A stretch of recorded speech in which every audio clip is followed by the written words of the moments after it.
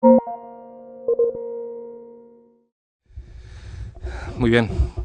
Buenos días a todos. Muchas gracias, querida Alicia. Muchas gracias a la Universidad de La Laguna por haber tenido la amabilidad de invitarme en esta fecha tan señalada, en estas fechas en las que conmemoráis un año más de vigencia de la Constitución, evento que, como le comentaba antes a vuestra vicedecana, pues me parece muy importante y un evento que, desde luego, sería merecedor de que la práctica totalidad de las universidades españolas hicieran homenajes y jornadas de este tipo.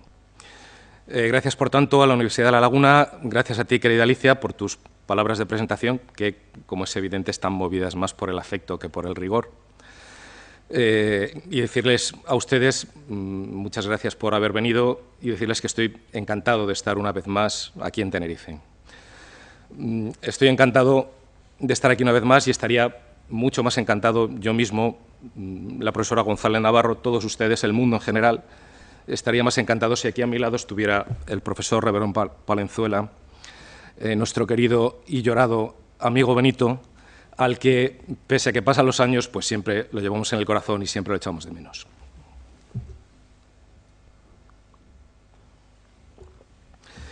Bien, voy a hablarles a ustedes de la crisis del Tribunal Constitucional.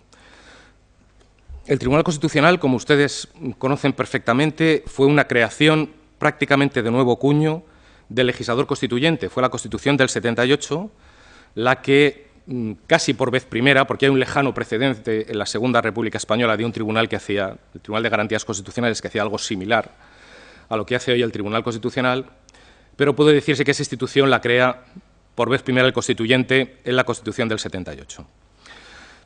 Y la crea por impulso de las doctrinas de Kelsen. Kelsen fue el primero que se dio cuenta que en los modernos estados constitucionales de derecho es el legislador constituyente el que promulga la Constitución, pero es el legislador ordinario el que le desarrolla. Y, por lo tanto, fue Kelsen el primero que se dio cuenta de la necesidad de que hubiera un órgano, un tercero imparcial, que determinara si la labor futura del legislador ordinario de desarrollo de la Constitución se adecuaba o no a las exigencias propias de la Constitución, a las exigencias del constituyente.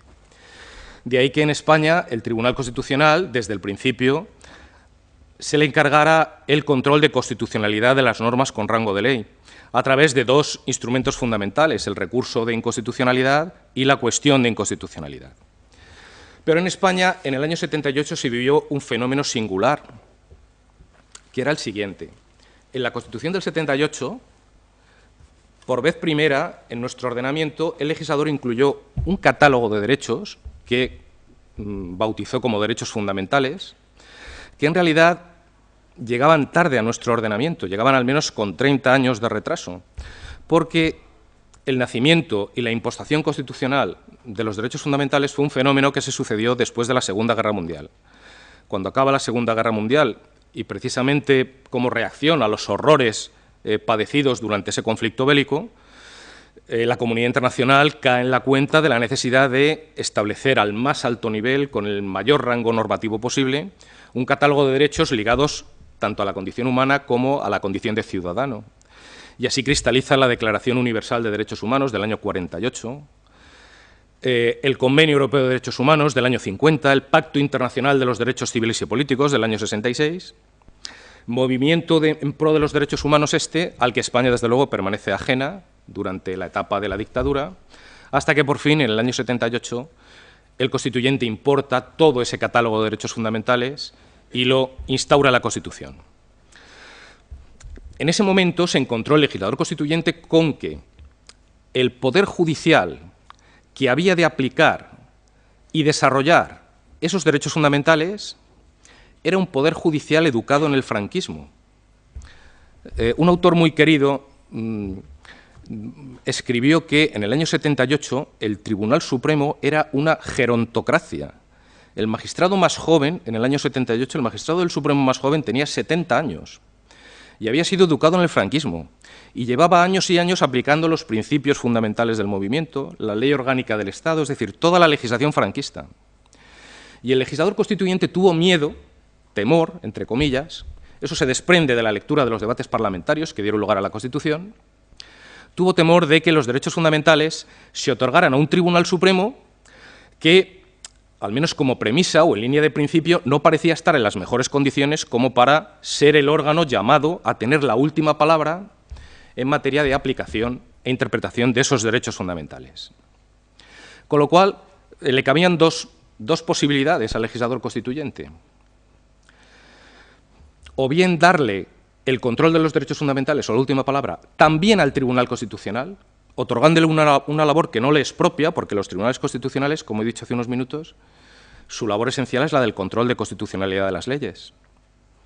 Se planteó esa posibilidad, o darle también el control, el desarrollo normativo, la observancia de los derechos fundamentales, o hacer lo que hicieron los alemanes en la Segunda Guerra Mundial, que era depurar la magistratura. Cuando acabó la Segunda Guerra Mundial y se aprobó la Constitución de Bonn en el año 49, todos los magistrados que habían ejercido durante el Tercer Reich los tiraron de la judicatura, directamente, los mandaron a su casa, los prejubilaron a todos. Claro, en el año 78, hacer eso en España, veo que la mayoría del auditorio es muy joven, pero vamos, yo que viví, y algunos de ustedes también, en el año 78 era impensable tirar a los magistrados educados en el franquismo y mandarlos a su casa. Nada más les recuerdo que 3 años más tarde hubo un golpe de Estado en España, en el año 81, ¿no? Entonces, frente a esa solución radical, lo que se adoptó es la solución intermedia de decir, bueno, vamos a darle la última palabra en materia de derechos fundamentales también a ese tribunal de nuevo cuño que hoy creamos, el Tribunal Constitucional, que se va a encargar no solo de controlar la constitucionalidad de las leyes, sino también de interpretar los derechos fundamentales. Instauramos, eso sí, el principio de subsidiariedad, artículo 53.2 de la Constitución, con el que todo el que estudia Derecho está familiarizado, que dice que primero del control de los derechos fundamentales se ocupan los tribunales ordinarios y después, en su caso, la última palabra, el Tribunal Constitucional a través del recurso de amparo. Bien, toda esta pequeña introducción sirve porque la primera conclusión a la que llegaré al final de mi intervención es que en la atribución del recurso de amparo al Tribunal Constitucional, es decir, en la desnaturalización de la labor propia de un Tribunal Constitucional, que es vigilar la constitucionalidad de las leyes, otorgándole también la protección de los derechos fundamentales, ahí está el germen de una buena parte, de un elevado porcentaje de la crisis que hoy padece el Tribunal Constitucional. Pero junto a eso, que es una conclusión que diré dentro de unos minutos, también tengo que decirles que el legislador constituyente tenía razón. Desde el año 80, en que se pone en marcha el Tribunal Constitucional, hasta hoy, el órgano que ha desarrollado de manera efectiva los derechos fundamentales no ha sido el Tribunal Supremo, ha sido el Tribunal Constitucional, al que ahora ya, pues, pasados ya más de 30 años, con cierta perspectiva histórica, podemos reconocerle una labor ingente, una labor valiosísima, tanto en el ámbito de los recursos y cuestiones de inconstitucionalidad, como también en el ámbito de la tutela de los derechos fundamentales. Es decir, que el legislador constituyente no se equivocó, al contrario. Ha sido el Tribunal Constitucional quien en España ha desarrollado los derechos fundamentales y nos ha situado, al menos hasta hace algunos años, en la primera línea de los países europeos más avanzados en el respeto a las garantías constitucionales y a los derechos fundamentales de los ciudadanos. La labor del Tribunal Constitucional durante todos estos años está plagada de luces. Es verdad que hay alguna sombra a la que también me referiré, pero son tantos los hallazgos, son tantos los aciertos del Tribunal Constitucional que, como digo, con esta cierta perspectiva histórica que nos da el tiempo, es muy difícil hacer una valoración negativa de su labor hoy en día, como al final me temo que tendré que hacer. Porque, como digo, su labor está plagada de luces. Por ejemplo, al Tribunal Constitucional le debemos la actual configuración del Estado autonómico. Desde la sentencia de la LOAPA, en el año 83, la LOAPA fue una ley orgánica que aprobó el gobierno de la UCD, y que, sí, efectivamente, el gobierno de la UCD, y que pretendía armonizar desde el Gobierno de la Nación la totalidad del proceso autonómico, prácticamente sin dejar abrir la boca a las comunidades autónomas. El Tribunal Constitucional de la LOAPA se cargó la O y la A. Dijo que era inconstitucional que fuera ley orgánica y que era inconstitucional que fuera una ley de armonización, ¿no? Desde el año 83 hasta el 2010, donde se produce la última sentencia importante en materia de de interpretación del Estado autonómico y configuración del Estado autonómico, que es la sentencia famosa sobre constitucionalidad o inconstitucionalidad parcial, mejor dicho, del Estatuto de Cataluña, hay una ingente cantidad de resoluciones del Tribunal Constitucional donde se ha ordenado paso a paso el proceso autonómico, a través de esos recursos, a través de cuestiones de inconstitucionalidad, a través de la resolución de conflictos de competencia entre comunidades autónomas y entre comunidades autónomas y el Estado. Es una labor ingente la que ha hecho el Tribunal Constitucional en esa materia. El Tribunal Constitucional ha hecho mucho porque el terrorismo desapareciera en nuestro país, ¿no?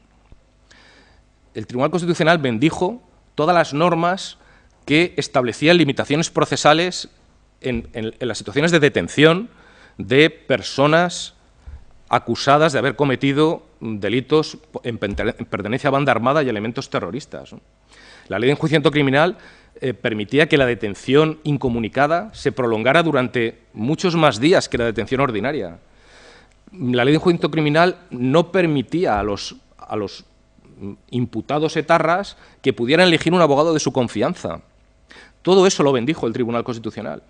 Y hizo algo mucho más importante, que es la sentencia 48/2003, dijo que la polémica ley de partidos políticos, que permite ilegalizar partidos políticos, era constitucional.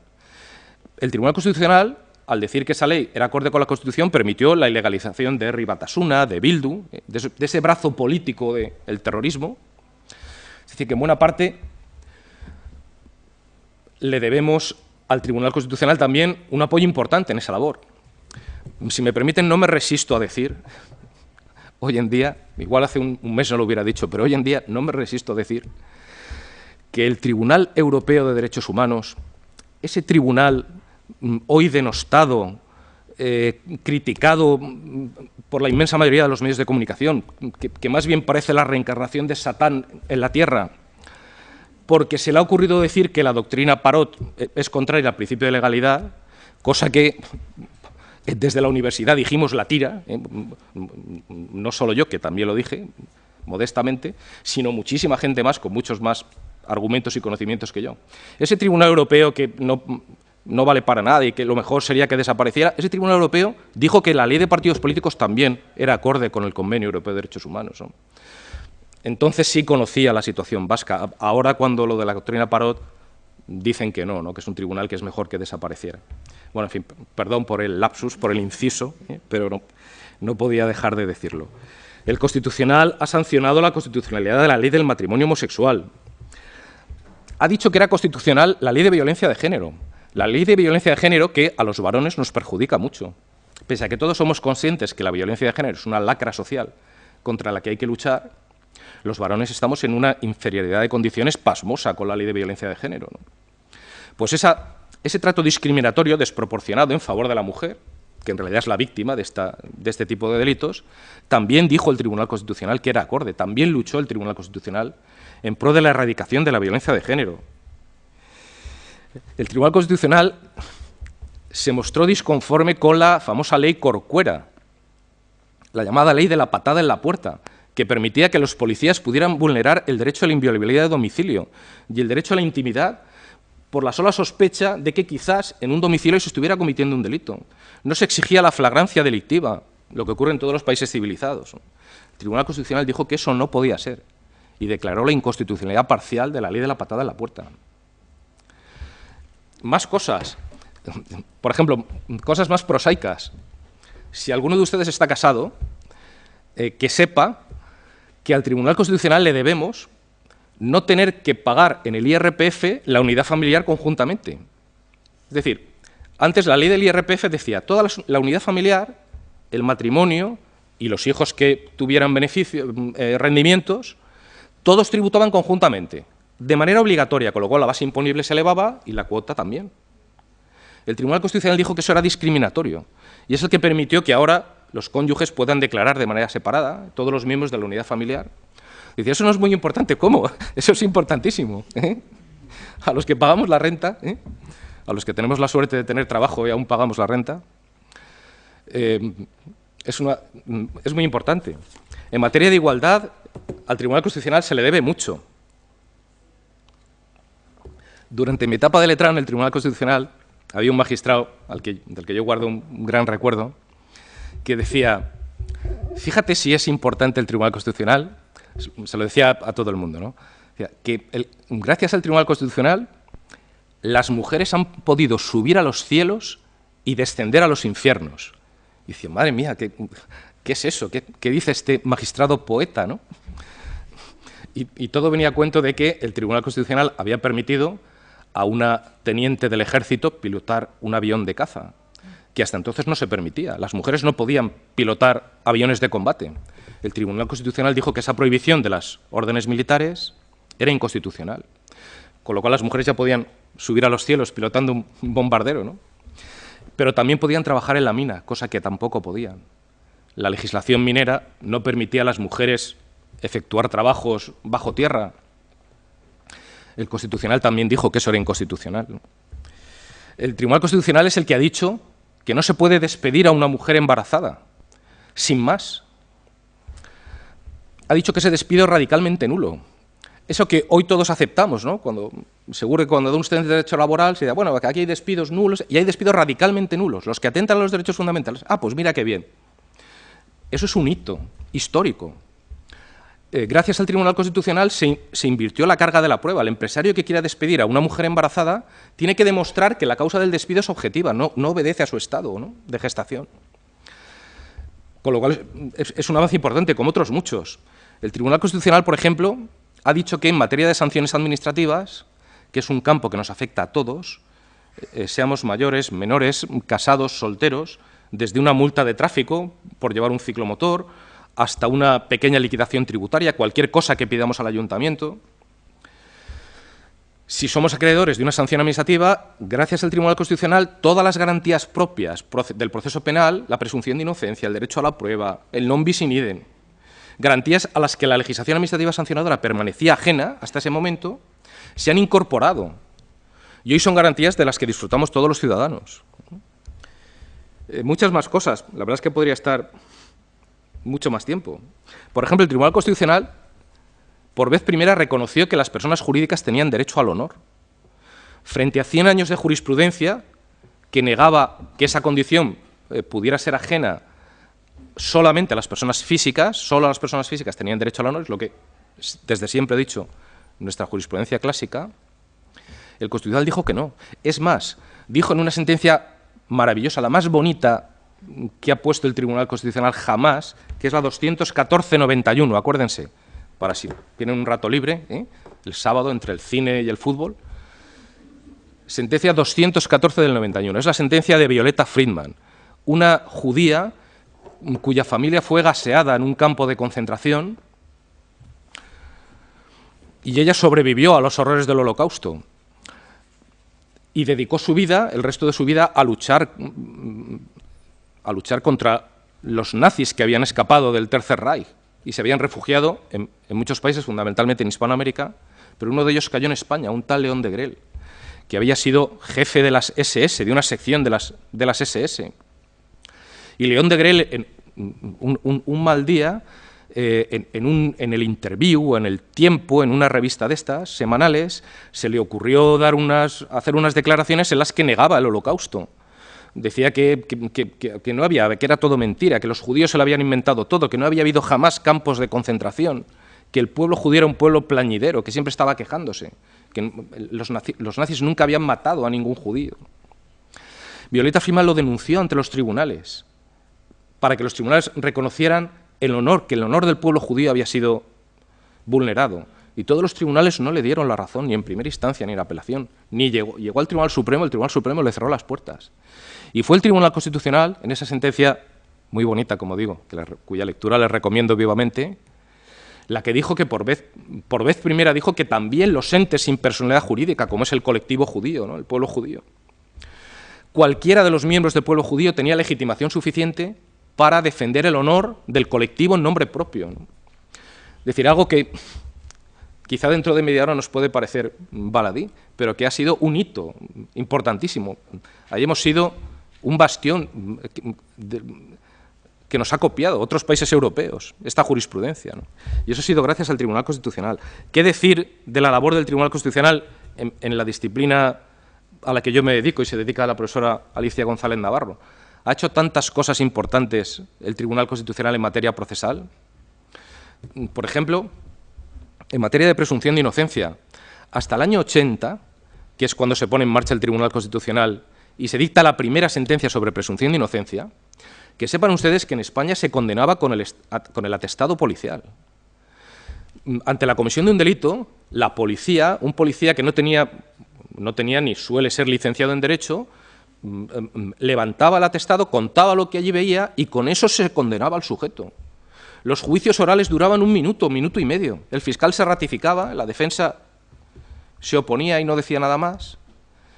Los juicios, los jueces no dejaban porque decían que había prueba suficiente. Juicios orales, en una mañana se veían 100 juicios orales.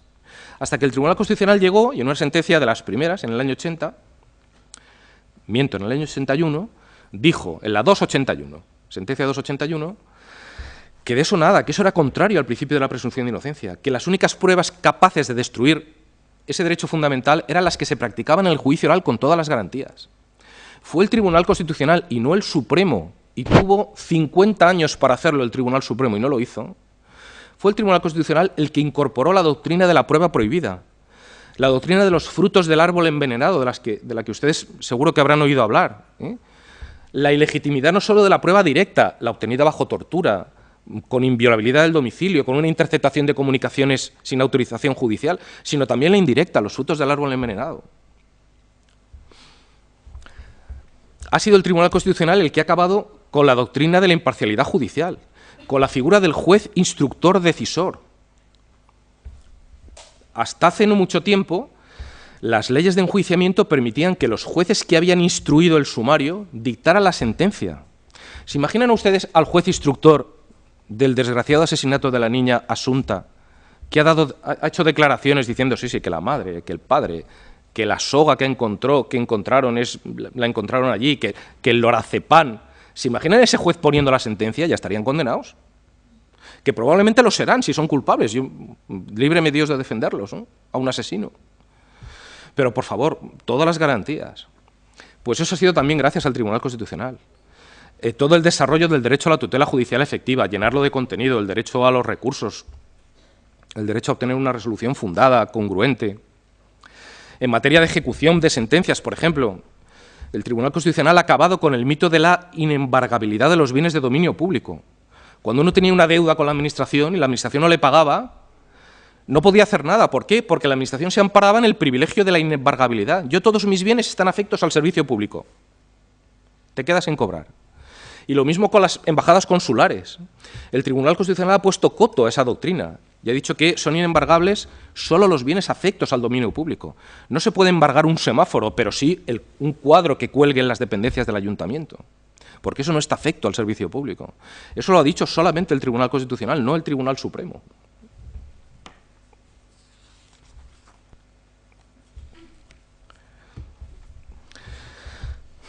Bien, es verdad que junto a esa labor ingente, valorable y magnífica del Tribunal Constitucional durante muchos años, ha habido también algunas sombras, ¿no?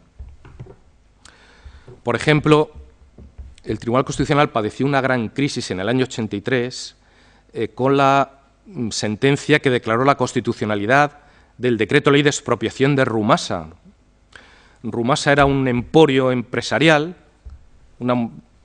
un conjunto de empresas inmenso que daba trabajo a miles y miles de personas, y cuando llegaron los socialistas al poder, el ministro Boyer apreció que esa empresa estaba en peligro, que todos esos puestos de trabajo estaban en peligro, que no se pagaban las cuotas a la Seguridad Social, y el Gobierno decidió expropiar ese imperio económico, cosa que a la opinión pública le resultó muy llamativo, ¿no? La oposición por entonces recurrió al Tribunal Constitucional ese decreto de ley de expropiación y lo perdió el asunto, pero es que lo perdió 6-6. Hubo 6 magistrados que estaban a favor de la inconstitucionalidad y otros 6 que estaban a favor de la constitucionalidad, y entre los 6 que estaban a favor estaba el presidente, que tenía voto de calidad. Y eso fue una tragedia para el Tribunal Constitucional. Quedó muy deslegitimado el Tribunal Constitucional porque se pensó que esa sentencia obedecía más a argumentaciones y motivos políticos que a puros motivos jurídicos. el Tribunal Constitucional, pese a que antes he dicho que gracias a él se ha construido el modelo, el Estado autonómico tal y como lo conocemos, en realidad su jurisprudencia constitucional en materia autonomista es muy criticada, ¿no? Muy criticada por los autonomistas. Los centralistas están encantados, entre comillas. Ahí también hay luces para unos y sombras para otros, ¿no? El Tribunal Constitucional, por ejemplo, no prestó atención a la señora López Ostra cuando le pidió amparo. La señora López Ostra era una señora que vivía en Murcia, tan tranquilamente, con su esposo y sus hijos, hasta que a pocos metros de su vivienda abrieron una incineradora de basuras. Incineradora de basuras que funcionaba las 24 horas del día, que ocasionaba unos ruidos insoportables y unos olores aún peor. La señora López Ostra recurrió en la vía administrativa, le pidió al Ayuntamiento de Murcia que cerrara esa empresa, que era insalubre para las personas que allí vivían. No le hicieron caso, perdió. Se fue a los tribunales, perdió. Se fue al Tribunal Supremo, perdió. Se fue al Tribunal Constitucional, perdió. Y se fue al Tribunal Europeo de Derechos Humanos, ese tribunal que no sirve para nada, ¿eh?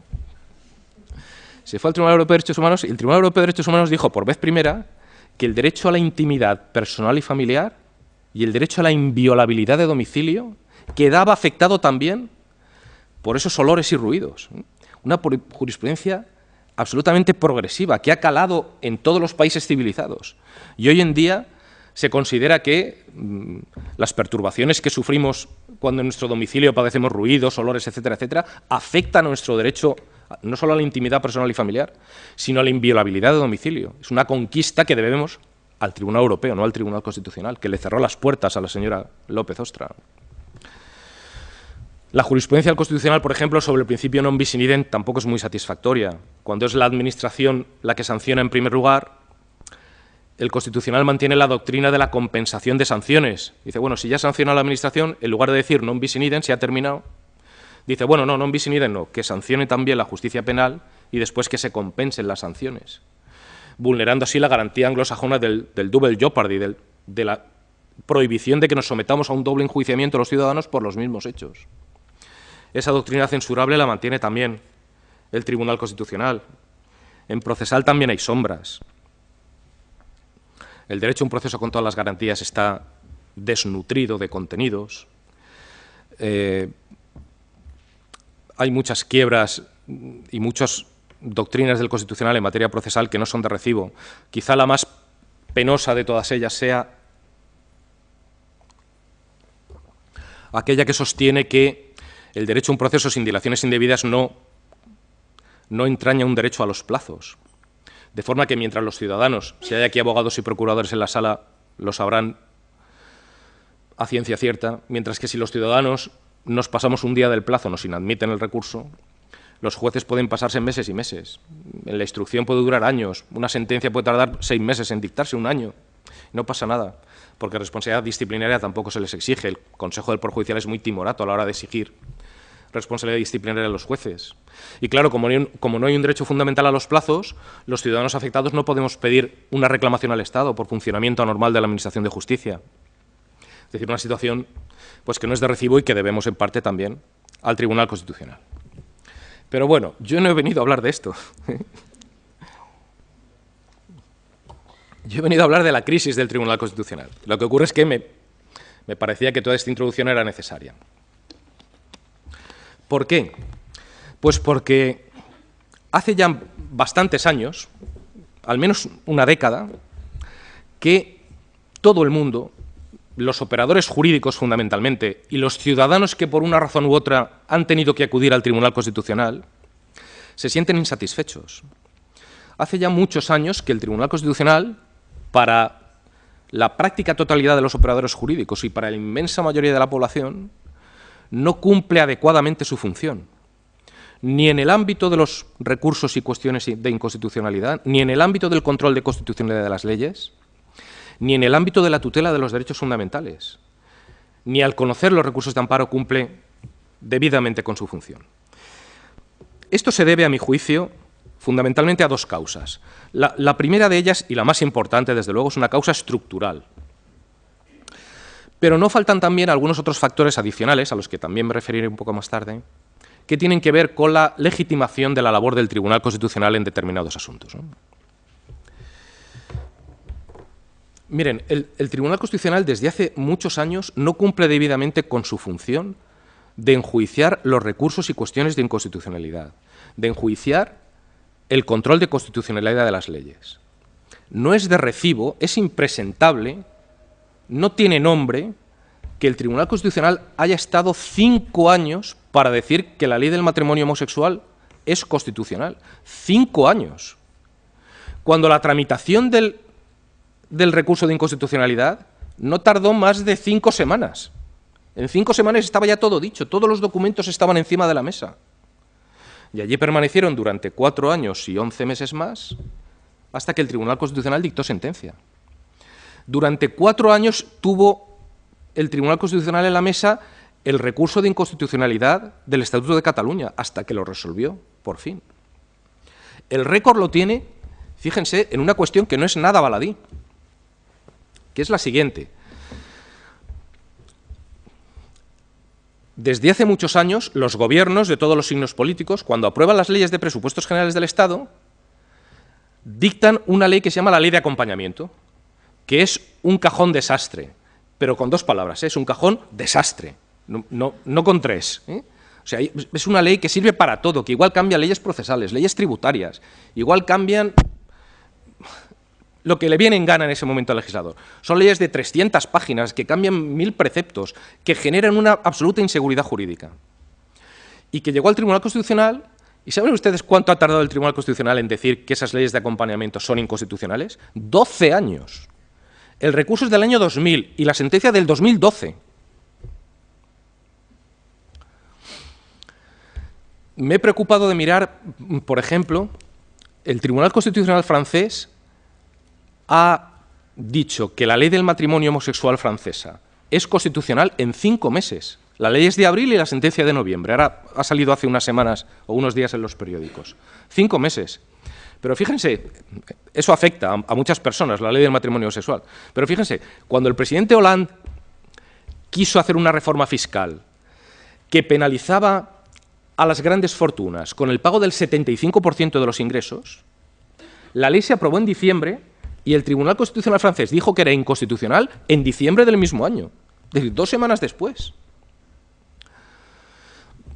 Tampoco quiero yo que sea un Tribunal Constitucional de alta velocidad el nuestro, ¿no? Es decir, entre pocos días y 12 años hay un término medio, pero desde luego lo que no se puede hacer es tardar 12 años en dictar la sentencia, o 5 años en tener en una situación pendiente a los matrimonios homosexuales. Es una cosa que no es de recibo, ¿no? Ese es un grave problema que hace que, al menos en el control de constitucionalidad de las leyes, tampoco el Constitucional esté cumpliendo con su función. Pero es que en la tutela de los derechos fundamentales tampoco. Aquí el problema es distinto, el problema no es de tardanza, no es de demora. Es verdad que los recursos de amparo, pues algunos tardan 3 años, 4 años en resolverse, pero la media no es esa, la media está en 2 años, año y medio, 2 años y medio, es decir, un plazo más dilatado que el que a todos nos gustaría, pero que tampoco cabe tildar de desproporcionado, por razones que también diré después. El problema en el recurso de amparo es la rigidez que mantiene el Tribunal Constitucional en la admisión de las demandas. Desde hace decenios, el Tribunal Constitucional viene inadmitiendo el 95% de los recursos de amparo que se le plantean, lo cual es una absoluta barbaridad. De cada 100 recursos de amparo que llegan al Tribunal Constitucional, 95 o 96 son inadmitidos por providencia. El ciudadano, a través de su abogado, el abogado plantea un recurso de amparo, más fundado, menos fundado, mejor fundado, peor fundado, un trabajo y detrás y el tribunal se despacha una providencia de 3 líneas diciendo que aquello no, que no lo va a estudiar ese asunto, ¿no? Y eso pasa, como les digo a ustedes, en el 95 o en el 96% de los casos. Con lo cual ya me contarán la situación de insatisfacción que genera en los operadores jurídicos que llegan al Tribunal Constitucional y, desde luego, los ciudadanos que están detrás de esos recursos de amparo, que piden amparo al Tribunal Constitucional y este tribunal en el 95 o 96% de los casos les deniega el amparo, ¿no? Pero se los deniega por providencia, en 3 líneas, sin entrar a estudiar su asunto, ¿no? Esta situación, además, se ha agravado en los últimos años. Hasta el año 2007, el Tribunal Constitucional se quitaba de en medio el 95 o el 96% de las demandas a través de una cláusula que había en la ley orgánica del Tribunal Constitucional que decía que las demandas serían inadmisibles cuando carecieran de contenido constitucional. ¿Qué es carecer de contenido constitucional? Pues no lo sé, son conceptos indeterminados que se van rellenando caso a caso, jurisprudencialmente, ¿no? Pues el Tribunal Constitucional echaba mano de esa cláusula y decía, bueno, este asunto no me parece claro, carencia de contenido constitucional. Este asunto está mal planteado, carencia de contenido constitucional. Y así se quitaba de en medio el 95 o el 96%. Pero lo que sí parecía claro es que en la práctica totalidad o en la inmensa mayoría de los casos que el Constitucional inadmitía por providencia, en realidad no había una clara lesión constitucional. Porque todos tenemos que tener claro que el recurso de amparo no sirve para todo, no es una apelación. Pero es que desde el año 2007, y a instancias del Tribunal Constitucional, el legislador modificó su ley orgánica. Y donde antes decía falta de contenido constitucional, ahora dice que las demandas de amparo, para poder ser admitidas a trámite, no solo han de expresar una vulneración de los derechos fundamentales, sino que además tienen que tener lo que la ley llama una especial trascendencia constitucional. Hemos pasado vulgarmente de Guatemala a Guatepeor. ¿Por qué? Pues porque antes el Tribunal Constitucional inadmitía recursos de amparo por carencia de contenido cuando no había, o a su juicio no parecía haber, lesión constitucional de por medio. Pero es que ahora inadmite recursos de amparo cuando hay lesiones constitucionales de por medio. Hay lesiones constitucionales, pero falta la especial trascendencia constitucional. Es decir, uno antes iba al Tribunal Constitucional con una sentencia incongruente y el Tribunal Constitucional decía, ¿la sentencia es incongruente? Pues no me queda más remedio que entrar en el fondo del asunto, decir que se ha vulnerado el derecho a la tutela judicial efectiva y dar la razón al recurrente. Hoy en día uno plantea una sentencia incongruente, la misma, ante el Tribunal Constitucional, y éste puede decir, es verdad que hay una incongruencia, hay una lesión constitucional, pero yo no entro. ¿Por qué? Porque esto no tiene especial relevancia constitucional.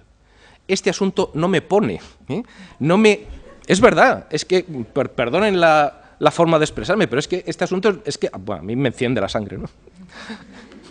Es lamentable que haya una lesión constitucional y el Constitucional diga, no, es que yo ahora funciono como los tribunales anglosajones. Yo ahora voy de certiorari. Este me gusta, entra. Este no me gusta, no entra. Porque los criterios, si ustedes miran la jurisprudencia, los criterios que determinan la especial trascendencia constitucional o no del recurso de amparo son absolutamente indeterminados. Por ejemplo, dice el Tribunal Constitucional, manda narices. Un recurso de amparo tiene especial trascendencia constitucional cuando plantea una cuestión sobre la que no haya jurisprudencia constitucional. Mire usted si de eso ya no queda. Si el Constitucional lleva, bueno, hay 70 tomos de esos verdes de 1.500 páginas de jurisprudencia. Si el DVD de jurisprudencia constitucional ya lo miras y ya se salen los... Hay tanta jurisprudencia allí. ¿Cómo no va a haber asuntos sobre los que no haya dicho nada el Tribunal Constitucional? De esos ya no hay. En fin, razones estas legislativas y estructurales que hacen que ni en la materia de control de constitucionalidad de las leyes, ni en materia de protección de los derechos fundamentales, desde hace ya muchos años los ciudadanos encuentren en el Tribunal Constitucional esa instancia necesaria e independiente, neutral, que pueda resolver esa clase específica de conflictos.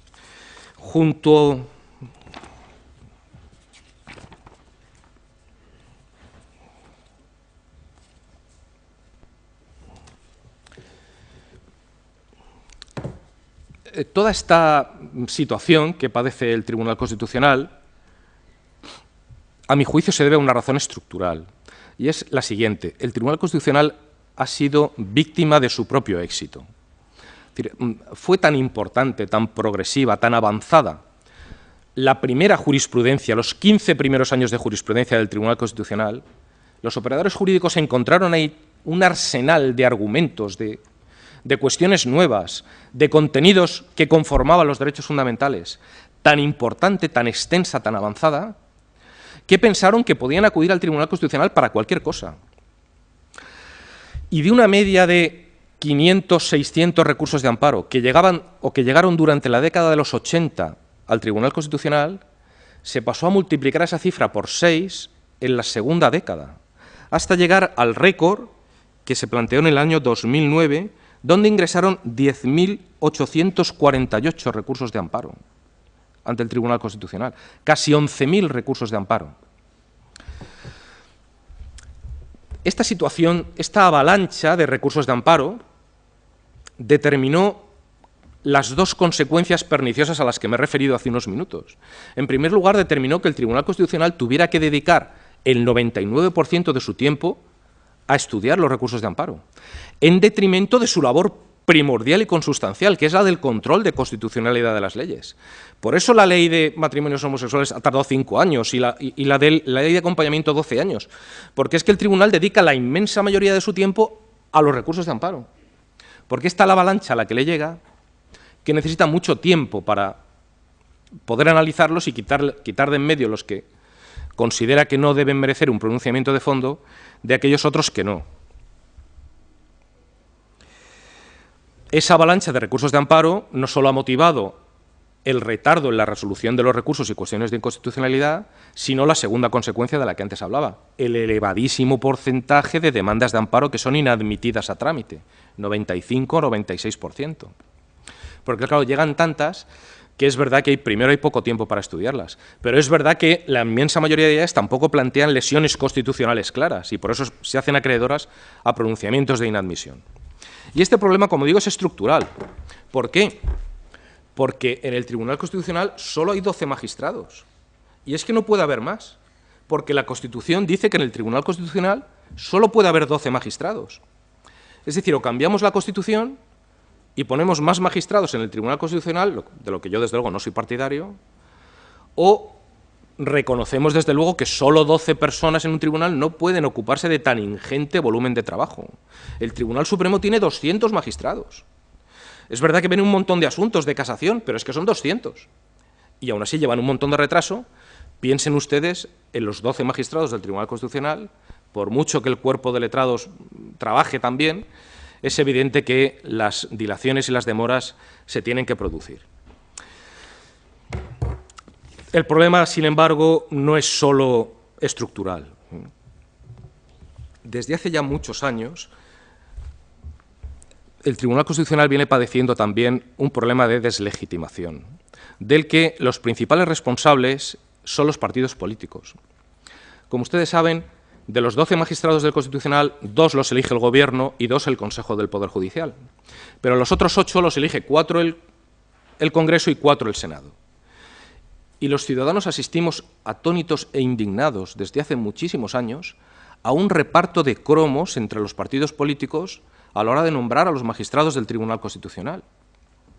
De forma que parece, o esa es toda la sensación que da a los ciudadanos, que los partidos políticos intentan poner a los acólitos, a los juristas que, cumpliendo los requisitos que exige la Ley Orgánica del Tribunal Constitucional y la Constitución, que son 15 años de ejercicio profesional, se muestren más afines con la ideología y con las decisiones adoptadas por los partidos políticos que los han promovido al Tribunal Constitucional.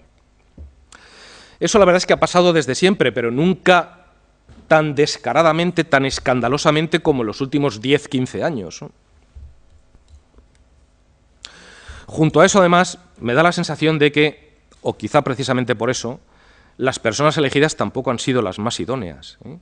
No entro ya en sus currículum. Bueno, si quieren, en el debate posterior podemos entrar en el currículum de alguno, ¿no? Pero, desde luego, personas con pasado político han llegado al Tribunal Constitucional. Hoy está en el Tribunal Constitucional quien fuera presidente de la Asociación Profesional de la Magistratura. Hoy está en el Tribunal Constitucional un presidente del Consejo del Poder Judicial que dijo que estudiar catalán era algo así como, tenía la misma importancia que aprender a bailar sevillanas, ¿eh? O que la ley del matrimonio homosexual, que por qué no hacíamos también la ley de la zoofilia para que permitiéramos que las mujeres se casaran con perros y los hombres con búfalos. Ese señor es magistrado del Tribunal Constitucional, ¿eh? Un señor que en la entrevista que mantiene el Congreso y el Senado a los candidatos a magistrado del Tribunal Constitucional ocultó su condición de afiliado a un partido político, es hoy el presidente del Tribunal Constitucional. Ese ha sido el último escándalo. Escándalo, además, que es especialmente sangrante. El del asunto Pérez de los Cobos, al que personalmente le muestro todo mi respeto. Y como jurista, alguna obra he leído suya y me ha gustado, me parece un buen jurista. Pero el señor Pérez de los Cobos, que fue afiliado al Partido Popular durante mucho tiempo, negó en la entrevista del Congreso de los Diputados su condición de afiliado al partido político. Y ahora, cuando se le ha recusado, sus compañeros de sala han dicho que no concurre en él ninguna causa de imparcialidad. Cuando hace 4 años, al magistrado Pérez Trems estimaron una recusación en su contra porque había escrito un artículo como profesor de universidad sobre un asunto, sobre la autonomía catalana, y él era uno de los magistrados que tenía que resolver sobre el posterior Estatuto de Autonomía de Cataluña. Ese auto por el que se recusó al señor Pérez Trems es impecable. Ese auto adopta la doctrina del Tribunal Europeo, ese tribunal, del Tribunal Europeo de Derechos Humanos, sobre la imparcialidad objetiva y subjetiva, que viene a adoptar lo que vulgarmente se llama la doctrina de la mujer del César. El juez no solo ha de ser independiente, ha de parecerlo, como la mujer del César debería ser honrada y parecerlo, ¿no? Es evidente que el señor Pérez Trems era imparcial. No había ninguna causa, ni en la Ley Orgánica del Tribunal Constitucional, ni en la Ley Orgánica del Poder Judicial, que dijera que haber escrito un artículo doctrinal eso fuera causa de recusación. No la había. Pero el señor Pérez Trems no parecía imparcial. Ya había tomado posición sobre el Estatuto de Cataluña. Hicieron muy bien en recusarlo. Pero, perdón, si hace 4 años adoptaron ustedes la doctrina de la mujer del César, ¿por qué ahora la rechazan?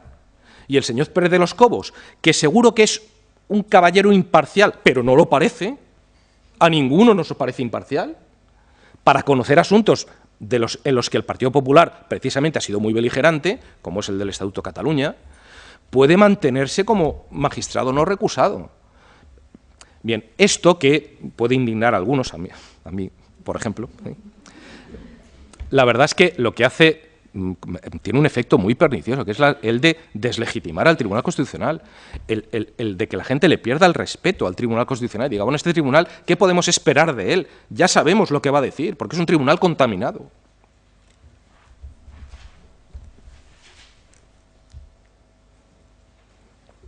Ya termino. Solución. La solución es muy difícil. La solución es muy difícil. Para este último problema cabría hacer brindis al sol, es decir, bueno, que los partidos políticos elijan a los más capaces, que los partidos políticos no elijan a las personas de su cuerda, que tomen los currícula más objetivos. Yo incluso propondría que para nombrar a los magistrados del Constitucional o a los del Consejo del Poder Judicial, que van a ser elegidos ya mismo esta semana o la que viene, los partidos políticos se intercambiaran los roles y que a los que propone el PP tuviera que elegirlos el PSOE o los demás partidos políticos, y a la inversa, ¿no?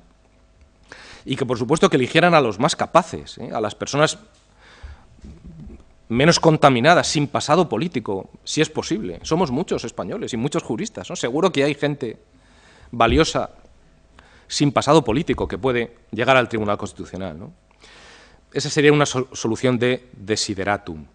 Pero la verdadera solución, a mi juicio, la que solventaría el problema del Tribunal Constitucional, el esencial problema del Tribunal Constitucional, que es el que no cumple hoy satisfactoriamente con las 2 funciones esenciales que tiene asignadas, solo se solventaría quitándole el recurso de amparo. El recurso de amparo debe ya dejar de estar en el ámbito de competencia del Tribunal Constitucional y quedar en la vía exclusiva y última del Tribunal Supremo. Si ustedes recuerdan hace unos minutos cuando les decía que la atribución del control de los derechos fundamentales al Constitucional obedeció a motivos políticos, a evitar una depuración de la magistratura, a evitar que fuera ese Tribunal Supremo educado en el franquismo el que se ocupara del desarrollo de los derechos fundamentales, si recordamos eso vemos que hoy ya no tiene sentido que el Tribunal Constitucional se quede con el recurso de amparo. El Tribunal Supremo hoy es tan demócrata como el Tribunal Constitucional. Ya no tiene pasado franquista. De forma que esa labor que la Constitución, por aquellas razones coyunturales, otorgó al Tribunal Constitucional, desde luego debería de serle quitada para que nuestro Tribunal Constitucional se situara en la órbita de la práctica totalidad de los tribunales constitucionales europeos. quitando el Tribunal Constitucional alemán y austriaco, solo esos dos y el español son los únicos tribunales constitucionales europeos que conocen de la tutela de los derechos fundamentales. Ni la Corte Constitucional francesa, ni la Corte Constitucional italiana, las de los países nórdicos, no conocen que un tribunal constitucional pueda conocer o pueda enjuiciar los derechos fundamentales. Todo queda en el órgano máximo de la jurisdicción, en las Cortes Supremas, en los tribunales supremos. Si el Tribunal Constitucional dejara de tener esa competencia del recurso de amparo y pudiera dedicar el 100% de su tiempo al control de constitucionalidad de las leyes, y encima los partidos políticos se iluminaran de sensatez y nombraran a las personas más capaces, desde luego esta es una situación, la actual crisis de identidad y de legitimación que atraviesa hoy el Tribunal Constitucional, podría ser solventable al menos a medio plazo. Por mi parte, nada más, agradecer su atención y quedar a su disposición por si quieren hacer alguna pregunta. Agradecer de nuevo a la Universidad de La Laguna la oportunidad que me ha dado de estar hoy aquí con ustedes y a la profesora González Navarro, al área de Procesal. Muchas gracias a todos.